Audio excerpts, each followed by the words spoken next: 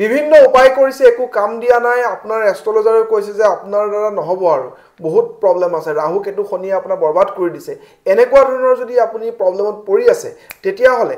এই উপায়টোৱে আপোনাৰ বহুতখিনি সহায় কৰিব পাৰিব এটা তান্ত্ৰিক উপায় হয় কৰিব লাগিব কি 11টা শনিবাৰে কন্টিনিউয়াস after 9 pm এই উপায়টো কৰিব আপোনাক লাগিব কেইটামান বস্তু কেইটা হল এখন কোলা কাপোৰ অলপমান এঙাৰ গজাল যিবিলাক আপোনাৰ পেটিং গজাল বুলি কয় বা নৰমাল গজাল যিবিলাক আছে গুটা মাটিমা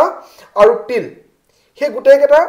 সাপোজ এখন কলাক পাত্ৰত কি কৰিলে 11 অকমান ললে গজাল 4টা মান ললে মাটিমা গুটা মাটিমা অলপ ললে তিল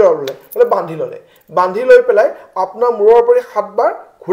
ঘুৰাই পেলাই আপুনি যিকোনো চাৰিআলিলৈ যাব লাগিব চাৰিআলিত বস্তুটো পেলাই সেই টুকুৰাটো পেলাই সেইফালে নেছুৱাকে ঘৰলে ঘূৰি আহি পেলাই গা ধুই ল'ব এনেকে কন্টিনিউয়াস 11টা শনিবাৰ কৰি চাওক দেখিব আপোনাৰ ৰাস্তা অটোমেটিক খোল খাইছে